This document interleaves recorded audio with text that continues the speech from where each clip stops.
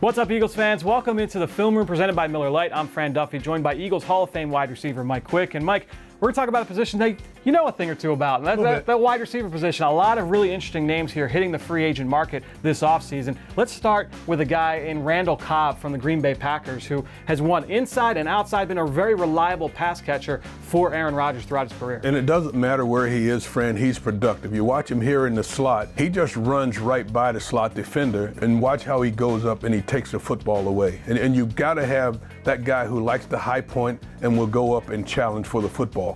No question. He was a do-everything guy at Kentucky, playing up a running back in the slot, outside, sometimes a wildcat quarterback, did a lot of different things. When you look at this receiver room, Mike, and you look at what the Eagles had a year ago, how do you kind of view this from a quick snapshot point of view going into the offseason? Well, I think it's a talented room, but I think there's still room for improvement. You're not sure what's going to happen with Nelson Aguilar or what they're going to do with any of those guys. You think about Golden Tate when you think about that position, and those two guys, the uncertainty there leads you to at least look at the receivers that are in this free agency pool. Yeah, I would agree with you. And then we're going to look at one big name. This is a big-bodied receiver. This is right in your wheelhouse. This is former second-round pick Devin Funchess out of the University of Michigan. Some thought he was going to be a tight end when he was coming out of school. Obviously, he's stuck at wide receivers, had 4 touchdowns at least every single season he's been in the league. Look at the way he, at the top of that route, gets that nice lean, and it pushes that defender off, and it makes it easy for him then to turn on the end cut and wide open to get the football. I like that.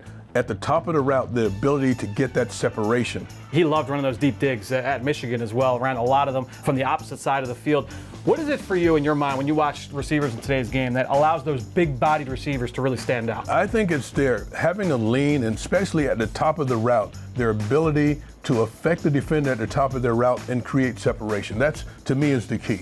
And then, of course, catching the football. Now, one thing I think you could say about Donte Moncrief, former mid-round pick for the Indianapolis Colts. You see him here at the top of the screen. This is a big kid who can separate. You see the instant speed here over the top. Yeah, and this you got to have at the position. He's not in a hurry to run away from the defender. He gets shoulder to shoulder with the defender and then looks for the football, and when he gets it, then you see the acceleration. I think you just have a lot to work with this kid because he's big, he can run, he can go up and win at the catch point, he can make plays after the catch as well. A big-time yak guy when he was in college. So I think when you look, you can see him using his size to his advantage there on that play as well.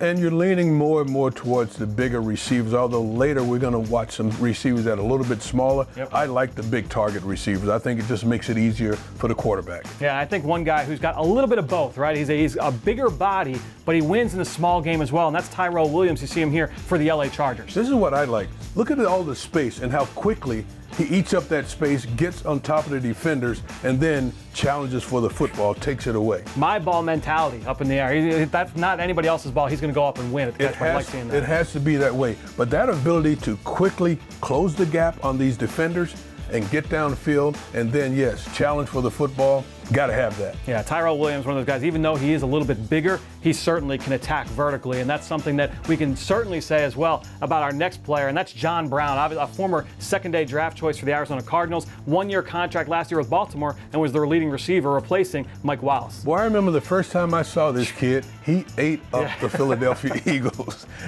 and he still has that ability. He sets up this defender, presses him to the outside a little bit, just gets him to turn his hips, and then he knows that he can outrun him on the post route. That speed always is a huge weapon at the wide receiver position. Pittsburgh State, small school kid coming out of college, and obviously has the wheels to be able to attack vertically, and also can be used on some horizontal stuff as well. You can see him used in jet sweeps at times, and he wasn't used that way in Baltimore or Arizona, but I do think he's got a little bit of that ability as well. He's one of these guys, you can put him in the slot if you need to, a la this guy.